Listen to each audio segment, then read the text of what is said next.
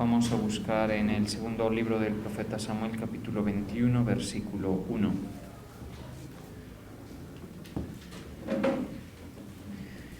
Segundo libro del profeta Samuel 21, 1 dice: Hubo hambre en los días de David por 3 años consecutivos. Y David consultó a Jehová, y Jehová le dijo: es por causa de Saúl, y por aquella casa de sangre, por cuanto mató a los Gabaonitas. Señor, te damos gracias en esta noche. Nos humillamos delante de ti, Padre eterno. Sabemos, Señor, que somos honrados por ti al estar aquí. Delante de ti, Señor, en tu presencia, te pedimos que nos ministres tu palabra. En el nombre de Jesús. Amén. Dice por acá en la versión internacional: durante el reinado de David hubo 3 años consecutivos de hambre. David le pidió ayuda al Señor y él le contestó: esto sucede porque Saúl y su sanguinaria familia asesinaron a los Gabaonitas. Bien, en este pasaje vemos lo que le sucede al rey David ya cuando estaba consolidado en su gobierno, y es que hubo un hambre en los días de David, dice, por 3 años consecutivos. Y obviamente, pues, cuando se refiere a que hubo hambre, está hablando de que es una crisis severa, porque usted sabe que una nación pase hambre, o un territorio, o una comunidad, pues ya tiene que estar bastante mal en muchos aspectos. El hambre puede producirse por escasez de alimentos, por un problema del ecosistema, ¿sí?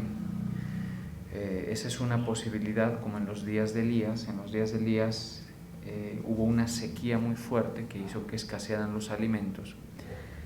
Y ya cuando se dice hay hambre, estamos hablando de un problema muy serio, porque la gente, pues, su necesidad básica es comer. Otra forma en la que se presentó el hambre en los tiempos bíblicos, en alguno de ellos, es por medio de los sitios que ponían, los sitios militares alrededor de Israel, Judá o Jerusalén.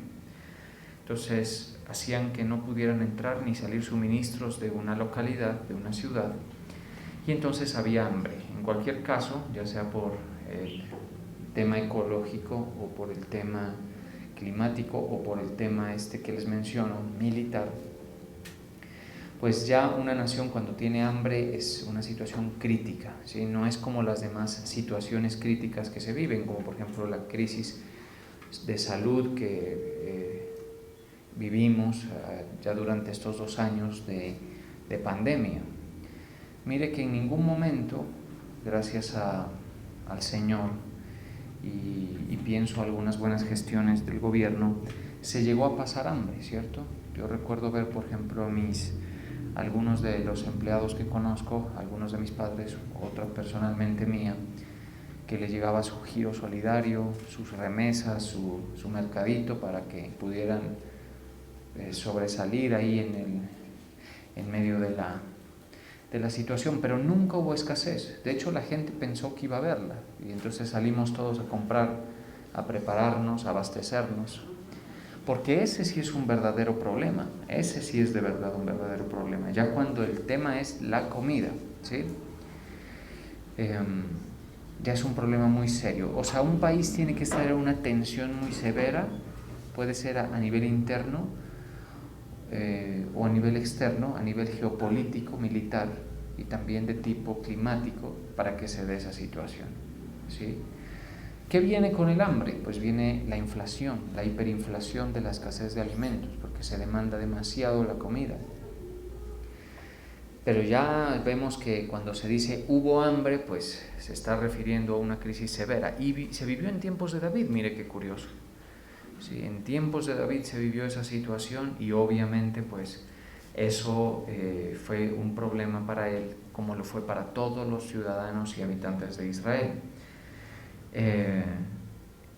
Entonces David, ¿qué hace con eso? Vemos que el rey David dice consultó a Jehová. Entonces, ante la situación que pudiera haber sido un tema climático aparentemente, pues David consultó al Señor. Y esa es una de las cosas que David tiene, ¿no? Que es una persona que se vincula con el Señor para pedir su ayuda, para pedir su auxilio en determinadas circunstancias. Tenía una dependencia muy marcada, David. Vemos que él se inquieta por eso, y lo que va es a decirle al Señor, ¿por qué? ¿Qué pasa? Esta palabra que utiliza aquí, consultar a Jehová, la han traducido las diferentes versiones de diferentes maneras. Por ejemplo, en la Nueva Versión Internacional dice, David le pidió ayuda al Señor y él le contestó. Otra versión, si me permiten, dice, David oró al Señor. Es la palabra de Dios para todos. Y en el original, la palabra que usa es inquirir. La palabra inquirir tiene que ver con esa búsqueda del conocimiento de una cosa, de una situación. El rey David, para conocer las situaciones que se presentaban críticas como esta que les menciono, se acercaba al Señor y le consultaba a él. Utilizaba los medios como por ejemplo los profetas. En tiempos de David sabemos que profetizaba Natán, un profeta relevante de esos tiempos, ¿sí? Y dice que el Señor le contestó. Muy probablemente esto, aunque no lo dice explícitamente la Escritura, se dio por medio de un profeta. Pudo ser Natán quien está detrás de esta revelación. Es decir, ¿qué pasa? Preguntemos. Y la respuesta es bien interesante. Le dice, es por causa de Saúl. Mire, aparentemente no había conexión, y menos aparentemente ya bajo el gobierno de David se esperaría que haya una situación como un efecto tan tardío de las cosas que sucedieron con Saúl, del desagrado que Dios tenía. Eso nos deja ver que lo que pasa en la tierra no está desconectado de nada, ¿sí? Es decir, cada persona, cada hombre vive gran parte saldos y situaciones resultado de las acciones de los antepasados, todos, ¿sí? Nosotros no podemos vivir con una forma de pensar descontextualizada, es decir, que nosotros no sepamos ni por qué nos pasan las cosas. Hay conexión con todo, hay conexión. Ya nosotros no vivimos por solamente lo que hagamos nosotros, sino que se afecta, las generaciones se han ido afectando. Tal es así que, por ejemplo, el tema de la muerte es algo que nos afecta a todos y está aparentemente muy lejos de nosotros. El momento en que el pecado entró y con él entró la muerte. La Biblia dice que el pecado entró por un hombre y con el pecado entró la muerte. ¿A qué? A la humanidad, ¿sí? De tal manera que todos nosotros vivimos una mezcla de lo que nosotros heredamos, digamos, como una situación, como un estado, ¿sí? Y también vivimos parte de los resultados de lo que hacemos con nuestra vida, de lo que hacemos con nuestro tiempo, de lo que hacemos con nuestras emociones. Todo tiene que ver, todo. En el caso de David está viviendo una consecuencia de un pecado de Saúl. Mire qué interesante. Y uno dice, aparentemente no es justo. No, pero lo que sucede es que como hay efecto, ¿sí? Y hay también una inercia de situaciones indeseables por cuenta del pecado. Es decir, el Señor permite que los pecados tengan las consecuencias que naturalmente deben tener, ¿sí? Entonces lo alcanzó a David, mire esa situación, lo alcanzó y lo puso, pienso yo, en una situación de aprietos para que él ya consulte, y muy probablemente la gente de Israel vivió, porque muchos hablan de la prosperidad de David, claro, pero David también tuvo que vivir, y algo que él no había gestionado, no tenía nada que ver con eso. Es interesante la forma en que David se ocupa de eso, porque otro hubiera dicho, bueno, es culpa de él, pues listo, allí ya yo estoy tranquilo, algún día se ha de acabar este problema, todo eso. Pero él se preocupa. Y el problema había sido que Saúl mató a un grupo étnico que se llamaba los Gabaonitas, que eran de estos grupos sociales que rodeaban a Israel, que nunca fueron destruidos porque hicieron un pacto con Josué. Estos fueron muy astutos, los gabaonitas. Cuando vieron que Josué venía con todo el respaldo de Dios contra los reyes amorreos, contra los reyes eteos, todos estos, los jebuseos, todos estos, cuando vieron eso, los gabaonitas se disfrazaron, fueron donde Josué y le hicieron una trampa, digamos, muy benéfica para ellos, en la que hicieron jurar sobre ellos un pacto de paz y un pacto de favor, y lo consiguieron. Ese pacto que hizo Josué fue bendecido por Dios, ¿sí? Y Saúl no respetó eso, sino que uno de sus muchos atrevimientos que tuvo él fue que mató a muchos gabaonitas, a muchísimos. Entonces al Señor no le gustó eso. Para que vea que el Señor está pendiente de todo lo que sucede en la tierra. Uno cree que no, ¿sí? Uno cree que, por ejemplo, las situaciones que vive el país, ¿sí?, las situaciones que vive el mundo. Muchos, por ejemplo, incluso utilizan el famoso argumento de que ¿por qué hay sufrimiento en el mundo? ¿Sí? Y creen que creen que es un argumento pues súper contundente contra la fe, ¿no? Los ateos a veces utilizan eso como un recurso que creen que es como un martillo contra la convicción del cristiano. A ver, ¿por qué hay sufrimiento? ¿Por qué hay niños que mueren de hambre? Dice. ¿Sí? ¿Por qué la gente pasa necesidades y todo? Y claro, entonces uno queda como, pues yo, ¿cómo te explico eso? ¿Cómo te explico tanta cosa que sucede en el mundo? Si esto es complejísimo. Empecemos por decir que hay pecado. Esa es una buena manera de zafarse del tema, ¿sí? Si ya te dicen, por ejemplo, ay, los niños y todo eso, pues yo te tengo que decir que en el mundo no todas las personas están amparadas por el Señor, precisamente por esa enemistad que la Biblia dice que hay. Y así en todo. Cada situación que viven los gobiernos está marcada por unos actos, unas decisiones en el pasado, ¿sí? Los problemas que deja un presidente que tomó malas decisiones, por ejemplo, los tiene que enfrentar más adelante uno que quizá no hubiera tomado esa misma decisión. Y asimismo los hijos viven las consecuencias de las decisiones de sus padres, ¿sí? Todos nosotros vivimos las consecuencias de las decisiones de nuestros padres, para bien o para...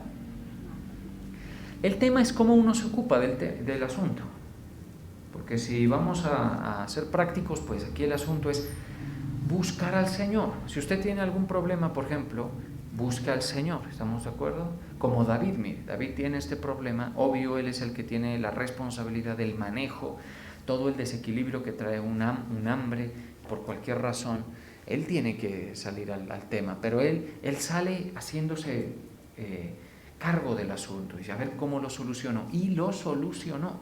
Llamó a los gabonitas, les dijo, a ver, ustedes, sucedió esto, el Señor me dice que sucedió por esto, ¿cómo lo arreglamos? Ellos le dijo, mira, necesito que nos hagas el favor de entregarnos algunos de los varones de la familia de Saúl, entréganoslos, nosotros los ahorcamos, ¿sí?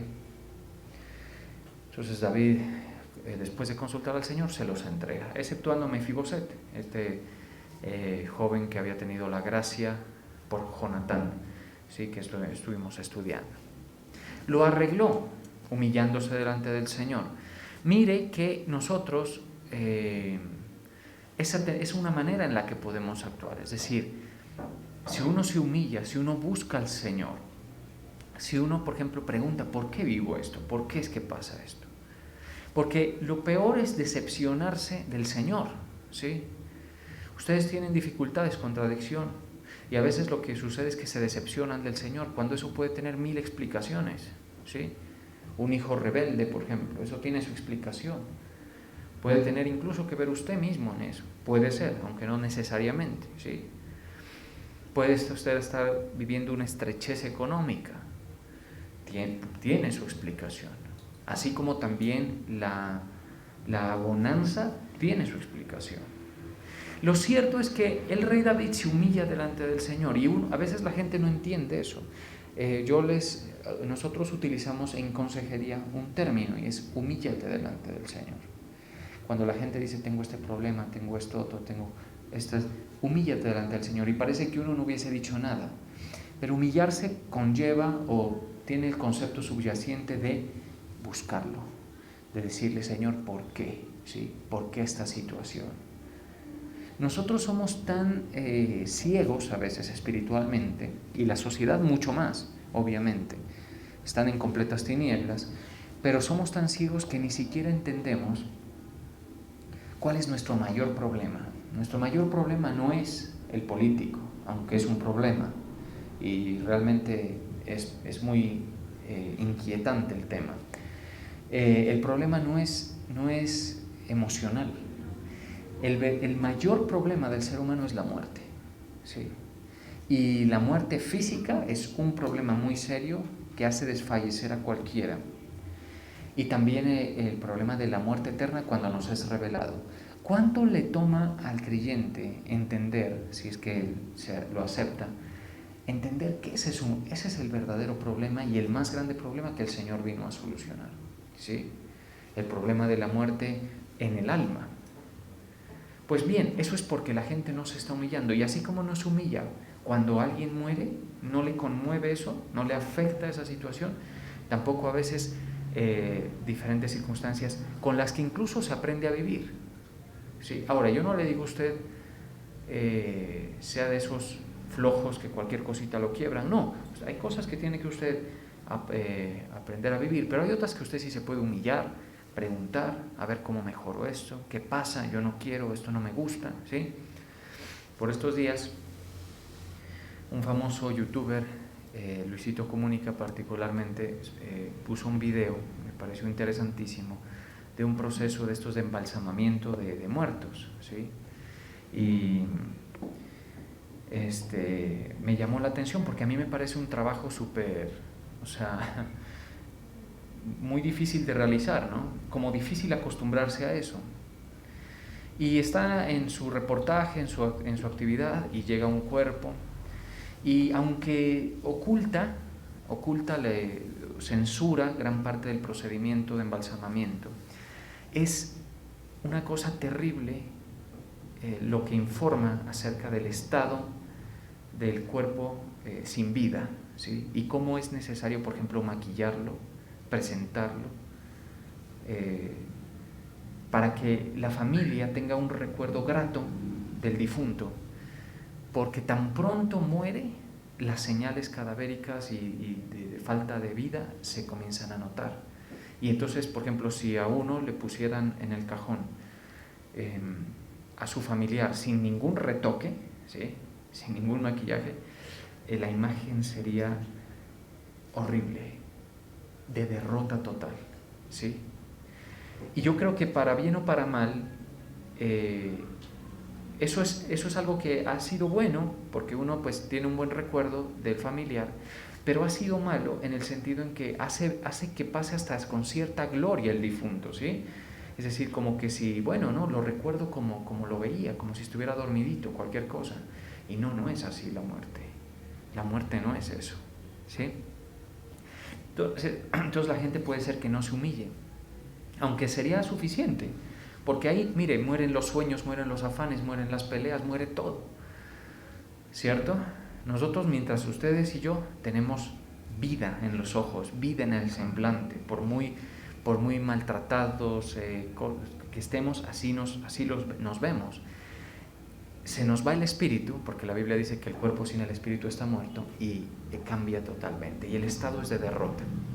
Entonces me llamó mucho la atención eso porque el trabajo de maquillaje y de preparación de un cuerpo es a veces tan invasivo, ¿sí? Que según el reportaje le reconstruyen las partes que no tienen, por ejemplo. Entonces ya queda prácticamente una figura muy aceptable a la vista, pero la muerte es una cosa muy severa, realmente lo es, ¿estamos de acuerdo? Y les cuento algo, si nosotros fuéramos así como David, y me incluyo, porque a uno el Señor es el que le habla, pero no es que uno busque, uno sabría por qué es ese problema. Eso no debía suceder según la mente de Dios, que el ser humano fallezca. ¿Estamos de acuerdo? No debía suceder. Ya a nosotros ni siquiera nos cabe en la cabeza una vida eterna en este cuerpo, pero la vamos a ver. Y espero que lo crean y se animen con eso, porque yo sé que esos conceptos son difíciles, y más cuando hay tanta cosa. Ahí está el bolsillo apretando, la familia, el esposo, la esposa, los hijos, el que la matrícula, que esto, que los impuestos, todo eso. Entonces es difícil que la gente lo piense, pero les cuento algo. El Señor Jesús dio soluciones y dio los medios para solucionar temas como esos. Imagínense, por ejemplo, a la viuda de Naín, un pueblo, ¿sí?, cuando vio a su hijo resucitado. Eso debió ser una cosa impresionante. Entonces, nuestro Señor tiene poder sobre la muerte, tiene poder sobre el clima, tiene poder sobre la economía nuestra, tiene poder sobre todo. Y eso no significa que Él intervenga sobre fenómenos y causalidades, no, pero tiene poder sobre todo eso, podría serlo. De manera que le es muy conveniente al hombre, pienso yo, humillarse y decir: a ver, Señor, me humillo delante de ti, dime por qué es esto. Entonces ya comienzan a salir respuestas, ¿sí? ¿Por qué es que yo solo pienso en pecar? Salen respuestas, ¿sí? ¿Por qué es que yo tengo este problema emocional? Salen respuestas. Con el Señor van a venir las respuestas, ¿sí? Si tú te humillas delante del Señor y le pides asistencia a su Espíritu Santo, ¿sí?, Él te va a ir mostrando la conexión que hay. A veces incluso en actos que nada, cuando tú ni siquiera nacías, el porqué de la situación en la que estás. Pero bueno, me alegro, porque yo sé que muchos de ustedes tampoco es que estén tan descontentos con su vida. De manera que ustedes de pronto dicen: no, pero es que bueno, o sea, puede ser mejor, pero no están tan descontentos. Pero eso puede ser un engaño.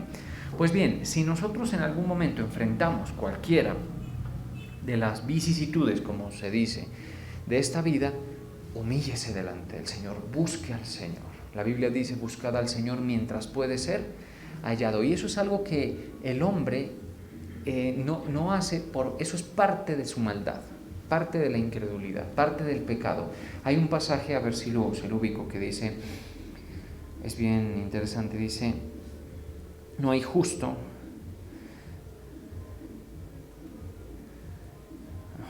no hay justo, está en Romanos, pero es una referencia al Antiguo Testamento, obviamente, pero es Pablo quien lo dice, como está escrito, Romanos 3:10.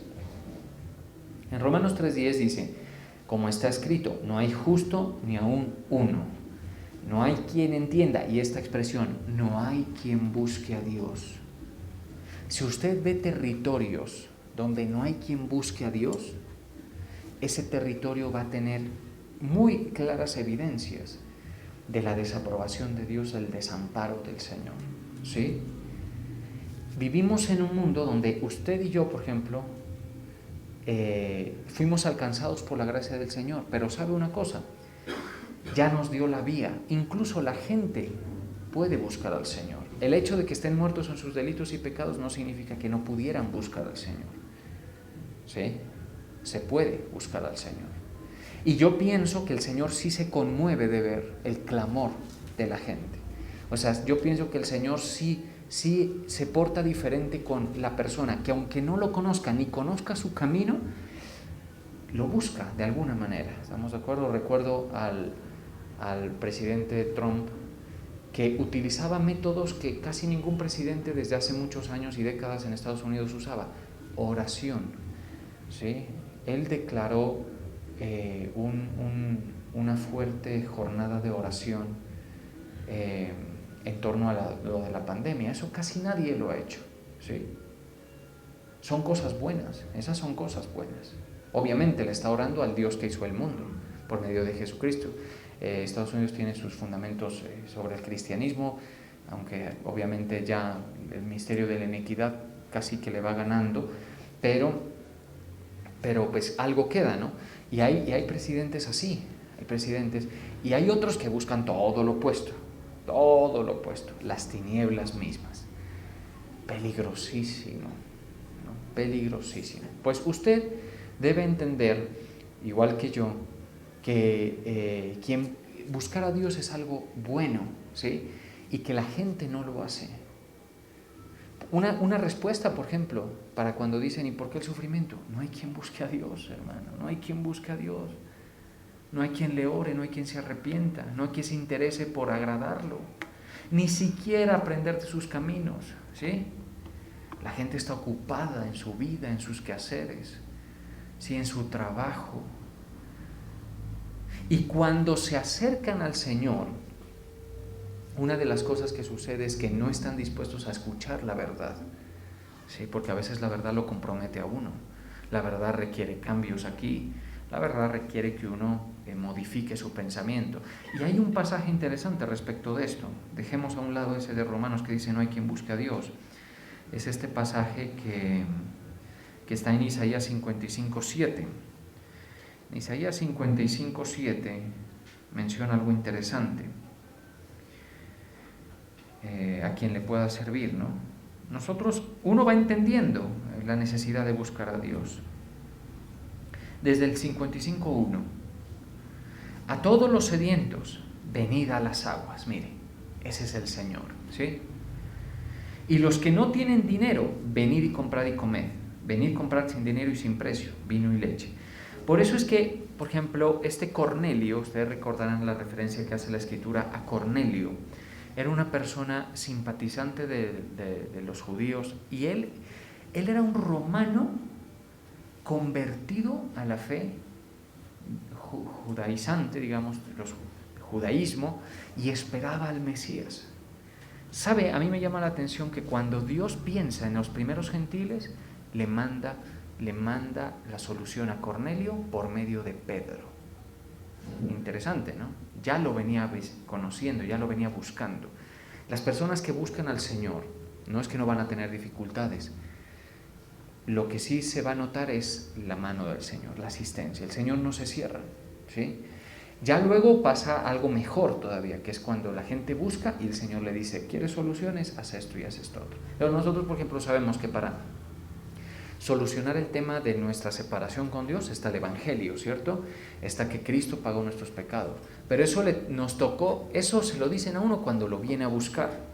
No se lo van a decir en cualquier lado.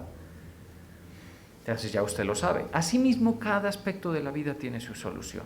Cuando tú oras por el problema que hay en la familia, cuando tú oras por el problema de salud que tienes, cuando tú oras por todas las situaciones y te humillas y le dices, Señor, a veces buscar a Dios requiere silencio, requiere decirle, Señor, yo acepto este trato, ¿sí? Yo lo acepto, entiendo, o dame una explicación, Señor, y el Señor te la envía. Muy comúnmente por medio de la palabra, por eso no se priven del privilegio de leer la palabra. Mire que muchas grandes ventajas se tiene cuando se sabe leer, ¿sí? Ese es uno de los grandes efectos de la Reforma Protestante, fíjese, es uno de los efectos, ¿sí? Que el proceso de culturización y alfabetización se estimuló y se glorificó. Antes eso era una cosa muy difícil. Entonces, usted puede leer, el Señor le va a dar respuestas por medio de la lectura. Cuando usted pida consejo, el Señor le va a dar respuestas por medio de la consejería. Pero nunca que sea una búsqueda fría, sino, Señor, ¿qué hago? ¿Cómo manejo esta situación? Para que el Señor le vaya diciendo, mire, en el versículo 3 de ese capítulo 55 dice, inclinad vuestro oído. Eso también es buscar al Señor. Por eso cuando dice la Biblia, no hay quien busque a Dios, si al Evangelio, dígame, ¿quiénes tienen oído para el Evangelio? Si usted tiene oídos, a mí no me gusta elogiar al hombre, eso sí está claro, pero si usted tiene oídos, tiene mi felicitación, ¿sí? Yo mismo me digo a mí mismo, yo tengo toda la suerte de defectos y ustedes no les presento una figura mía perfecta, porque obviamente no la hay, ¿sí? Pero ¿sabe una cosa? A mí cuando el Señor me habla, a mí es como, o sea, yo le escucho a Él, es muy difícil que uno como que no le preste atención.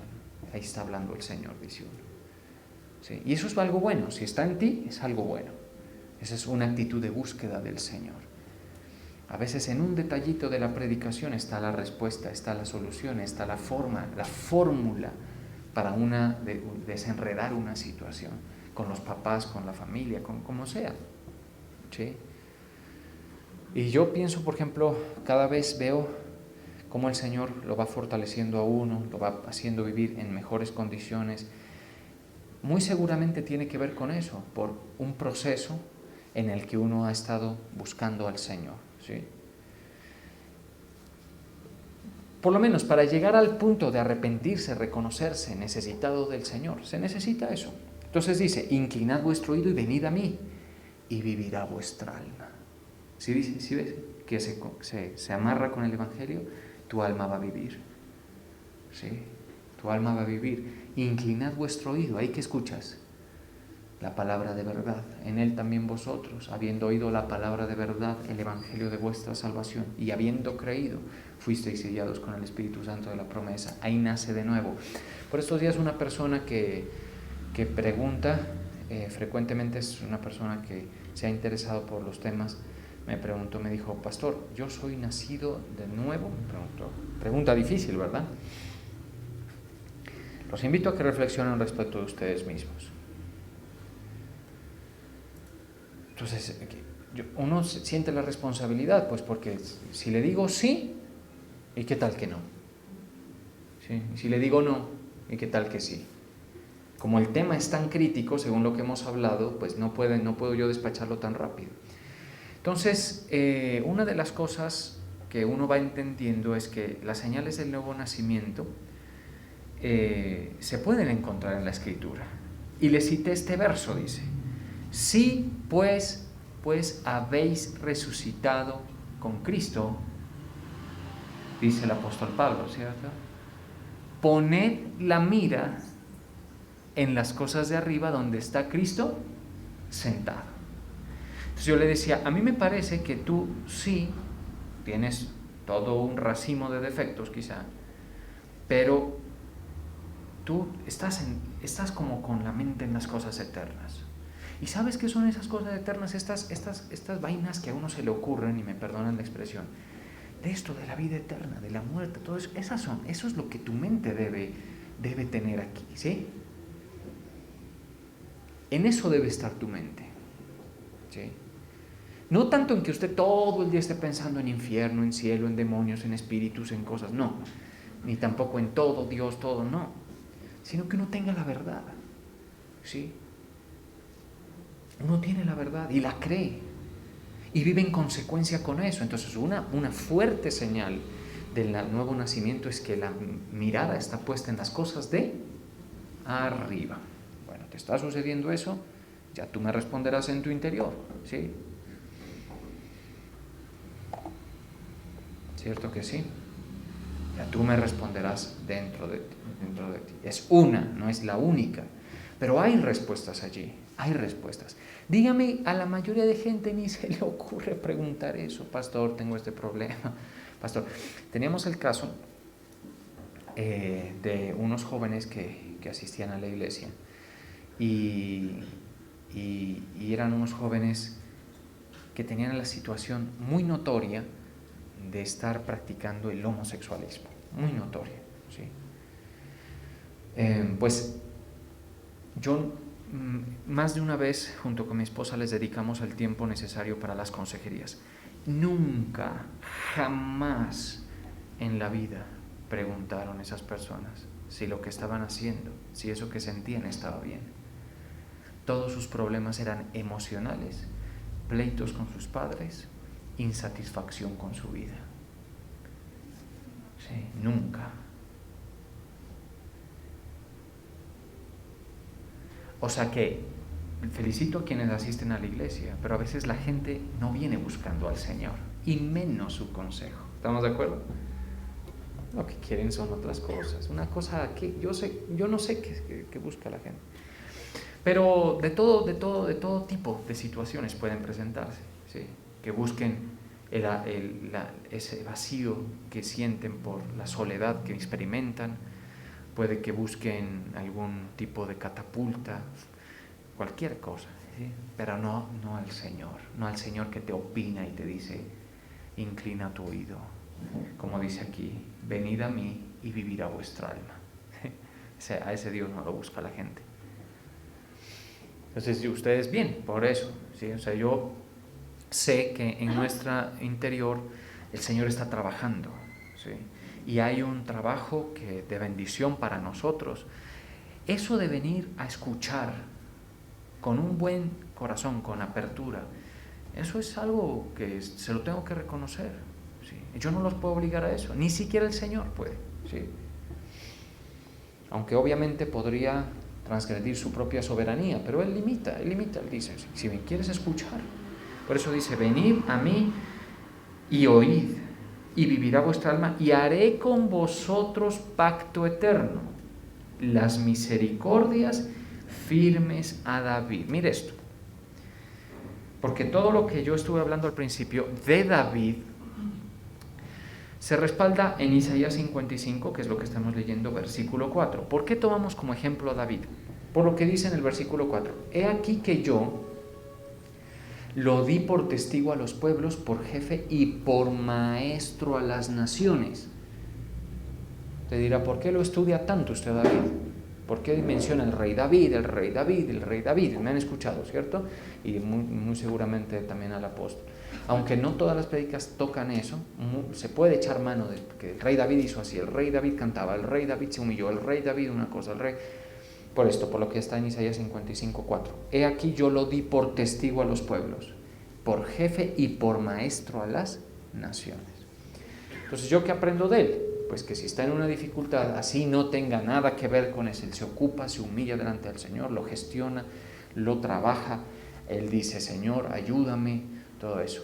¿Sí? Ustedes y yo debemos ser sensibles, ¿sí? Debemos ser personas que nos interesa enterarnos. Si usted no está pasándola muy mal, tranquilo, me alegra por eso. Lo que menos deseo es que la pase mal, igual que yo tampoco deseo pasarla mal, pero sí entérese de las cosas, busca al Señor, que usted tenga la respuesta, el por qué a veces pasan cosas, ¿sí? ¿Por qué? Y si no hay respuesta, igual humillarse delante del Señor. Pienso yo que es de muchísimo valor. Aquí, bueno, en el 6, es que ese capítulo 55 de Isaías tiene mucho, entonces no me salto al 6. Buscad a Jehová mientras puede ser hallado y llamadle en tanto que está cercano. Deje el impío su camino y el hombre inicuo sus pensamientos y vuélvase a Jehová, el cual tendrá de él misericordia, al Dios nuestro, el cual será amplio en perdonar. A mí eso me llena de emoción. ¿Por qué? Porque tenemos un Dios abierto, ¿sí? Abierto. Él te va a decir, listo, a ver, ¿estás interesado? Te voy a dar mi palabra, te voy a dar la verdad. Eso sí, agárrate, como alguien me dijo a mí. A ver, me iba a dar una noticia y me dijo, a ver, siéntate, me dijo. Y me echó una noticia que casi me echa para atrás. Entonces el Señor muy probablemente te va a decir, ¿vienes buscando? Listo, entonces a ver, agárrate, te voy a decir lo que pasa. Pasa esto, tal. Y la gente verdaderamente edificada es la que desarrolla esa dependencia con el Señor. Así, ¿sí? Esa es la gente verdaderamente edificada. La gente que se puede decir que el Señor les va mostrando la solución. Y mire, cuando esto empieza, las evoluciones son mínimas, pero si usted busca al Señor y busca al Señor, te aseguro, y ojalá lo crean, vas a ver mucho avance, vas a ver muchos problemas resolverse, los vas a ver, ¿sí? Vas a tener mucha claridad sobre las dificultades. Y a mí eso me parece una gran ganancia, porque lo peor es un cristiano confundido, y más aún, un cristiano decepcionado del Señor. De eso hay mucho. ¿Sí? Les decía en la prédica que eso está en el canal. Si se va a decepcionar, si algo pasó, decepciónese de su hijo, de su hija, de su familiar, de lo que sea. No se decepcione del Señor. Búsquelo, ¿sí? Humíllese y va a ver cómo el Señor lo va levantando, le va explicando, le va orientando, le va dando respuestas a las situaciones para su propio beneficio. Vamos a orar.